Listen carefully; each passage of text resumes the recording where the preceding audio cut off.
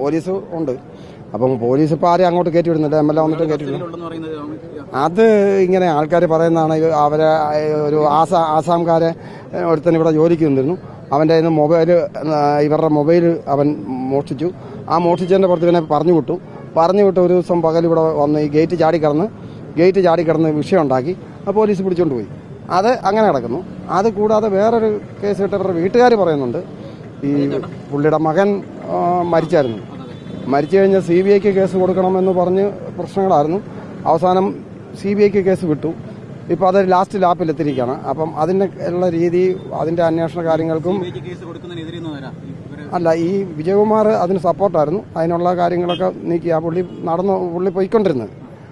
അപ്പോൾ അങ്ങനെയൊക്കെ ഇത് ആൾക്കാരുടെ പറച്ചിലാണ്, നമുക്കതിനെക്കുറിച്ച് അറിയത്തില്ല. അതെല്ലാം പോലീസിൻ്റെ ആ വശങ്ങളെല്ലാം അന്വേഷിച്ചിട്ട് എന്താ ചെയ്യുന്നതെന്നുള്ളത് നോക്കാം. ഏതായാലും ഒരു ക്രൂരമായ കൊലപാതകം തന്നെയാണ് നടന്നിരിക്കുന്നത്. കൊലപാതകം എന്നുള്ളതിന് യാതൊരു സംശയം വേണ്ട.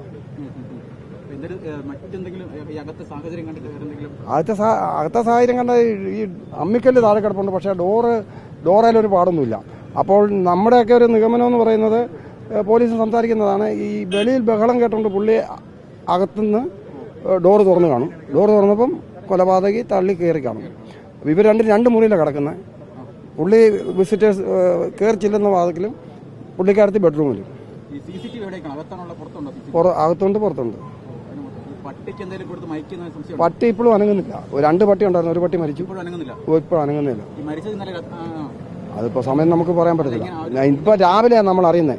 ഞാൻ രാവിലെ ഇവിടെ പോസ്റ്റ് ഓഫീസിൽ പോയിട്ട് തിരിച്ച് വരുമ്പോൾ ഇവിടെ ഒരു പെൺകുട്ടി ബസ് കയറാനായിട്ട് നിൽക്കുന്നു.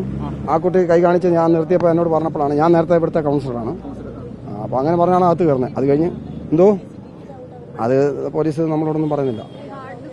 അവരടുത്തുണ്ട്, CCTV കൊണ്ടുപോയിട്ടുണ്ട്. അതൊന്നും പറയുന്നത് നമുക്ക് അതിനെക്കുറിച്ച് അറിയത്തില്ല, നമ്മളോടൊന്നും പറഞ്ഞിട്ടില്ല. കസ്റ്റഡിയിലുണ്ട്. കഴിഞ്ഞ കുറേ ദിവസം മുമ്പ് ബഹളം ഉണ്ടാക്കി പോലീസ് പിടിച്ചുകൊണ്ട് പോയി റിമാൻഡ് ചെയ്തായിരുന്നു.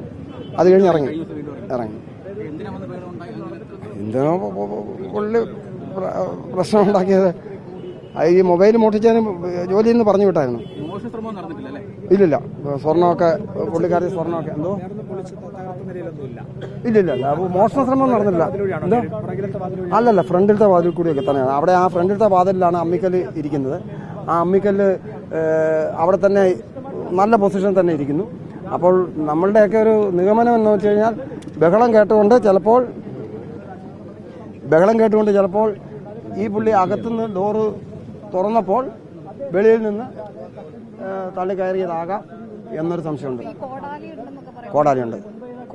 മുഖത്ത് നല്ല പോലുള്ള പരിക്കാണ്. നമുക്ക് അത്ര ക്രൂരമായ മറ്റായുധമൊന്നും കണ്ടില്ല. അമ്മിക്കൊല്ല് ഡോറിലും കോടാലി അകത്തും. അത് നല്ലപോലെ ഒരു ക്രിമിനൽ എന്ന് പറയുന്ന, നമ്മുടെ സാധാരണക്കാർ ചെയ്യുന്ന ഒരു ക്രിമിനൽ നടപടിയല്ല.